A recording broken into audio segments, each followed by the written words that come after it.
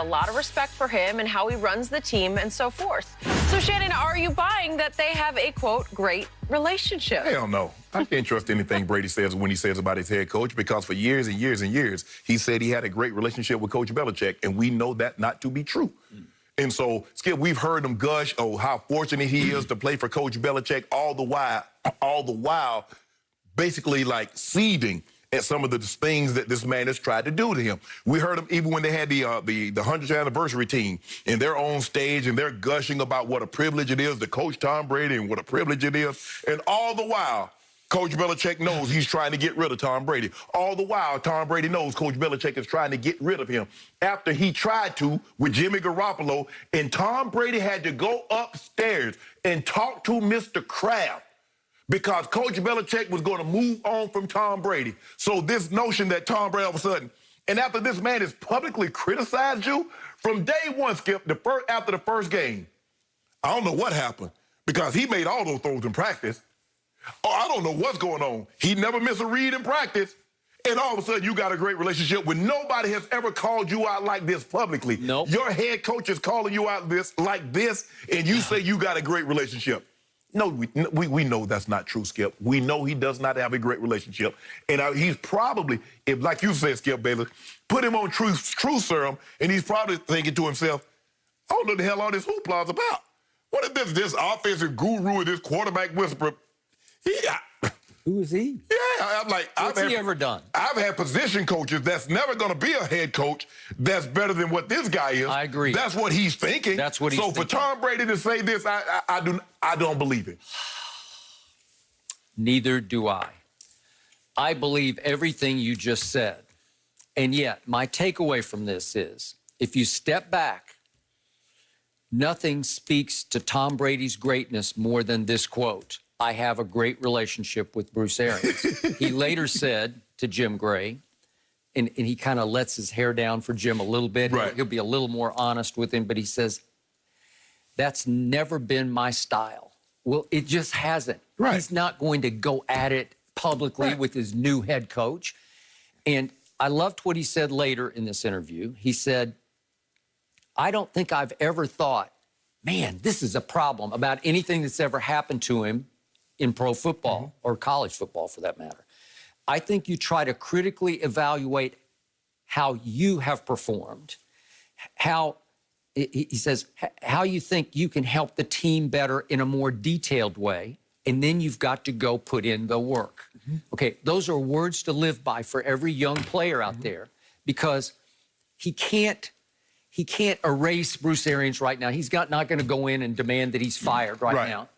You got to figure it out on the fly. And it's really up to you, because Bruce is not going to be on the field when they come back after their bye week against Minnesota. Correct. He's not going to be able to do anything. He's not going to be able to help you at all when it's time to play the football game. So you better figure out your ways to fight through it, to figure it out and get better. So he's saying, basically to me, I've got to win in spite of him. That was his mantra with Bill Belichick. He never loved it. He never loved getting criticized privately in front of the team by Bill Belichick. Of course not. Scathingly, because you wouldn't have loved it either. Nobody.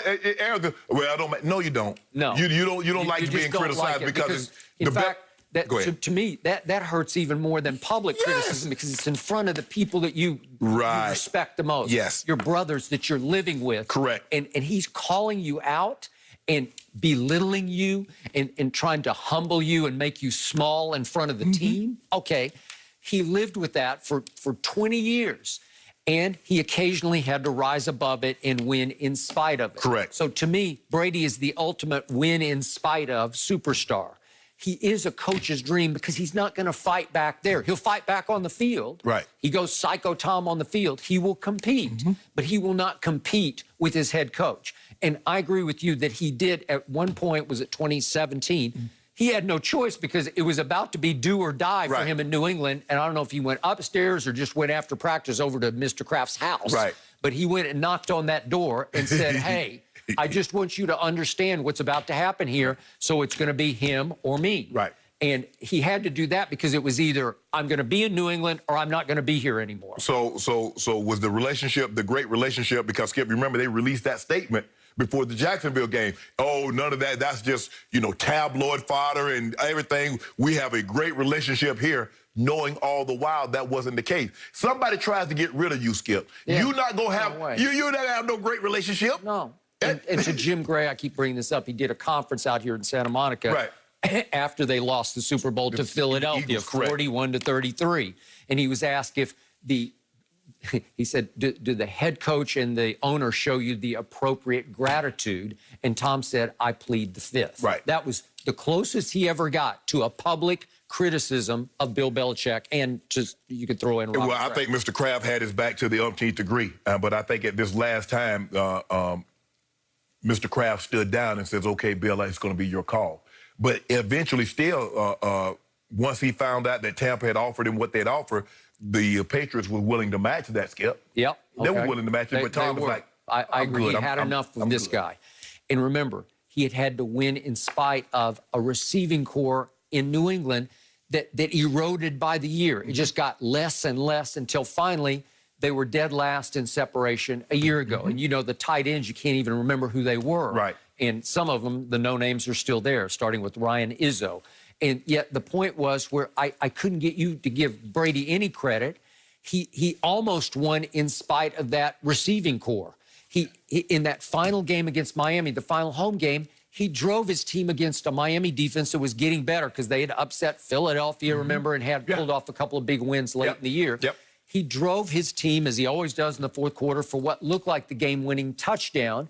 And then Belichick's defense, which the wheels were just coming off all the way for the last 8 games, they let Ryan Fitzpatrick go 83 yards in 13 plays, including a last-second 5-yard touchdown pass to Gesicki that beat them at home and cost them the 2 seed. So he, in spite of the receiving core, in spite of his disintegrating relationship with Bill Belichick, he still got that team almost to the 2 seed. Well, I give him credit for that. You give him none. But Skip, also, no, I mean, it's difficult. We see that some of the issues that Cam is having up there. I mean, you do need weapons, and Brady says basically, I'm getting out of here. I'm going not only where there's nicer weather, but there's nicer receivers also, Skip. But I think the thing is, Skip, is that we have a perception of what we see. It's like anything. I'm over here and I'm looking at guys like, man, that guy can really play. Man, that guy can really do that. And then you get said player. You're like, well, hold on. I saw you make that throw all the time over there. I saw you do this all the time over here. Why you can't do this right now? And Skip, basically, Bruce Arians is saying that. He said, well, I mean, he never missed those throws. I've never seen Tom Brady miss a throw. I've never seen Tom Brady miss a read. And guys are open. Skip, when you last time you heard a head coach say, well, guys are open, we're just missing them? Never, ever, ever. Especially a guy like that. I mean, that is not something, you know, you say that about, you know, some of these lesser tier quarterbacks. Okay, I get that. But you're talking about the creme de la creme of quarterbacks, and you're so outwardly and openly critical of his play. And it smacks of, don't look at me, don't blame me. So I agree with you. I believe Tom Brady agrees with every point you just made, but he is not going to voice this publicly because it doesn't do you any good. No. He would blow it up here late in the season, and he's just saying, I'm going to put my head down and try to figure this out. All I know is if Bruce Arians is not there next year, somebody's a coach killer. No, that's all I'm saying. If Bruce Arians needs to be on that job. Well, Tom Brady's about to go try to save Bruce Arians' job. You don't need to save it. He need to save his own job. Yeah. Well, how about play better? Like you said, the details, what can I do better? Okay. You can play better. Okay. You cannot turn the football over. Everything you just said, he said. Okay. I got to play a lot better. A lot better. Okay. That's the GOAT talking. Well, I mean, no matter how much better you can play, you can't catch it with old goat, little tiny goat, my homeboy. That's over. That ship sailed. You'll never be better than him again. Who was lucky to win 1 Super Bowl. Skip, that's in year 3. He about to follow that thing up. Okay. All right. Well, speaking of repeating, will repeating as champs be as simple as LeBron makes it seem? He acts like it's just, you know, no big deal. Chris Broussard will join us.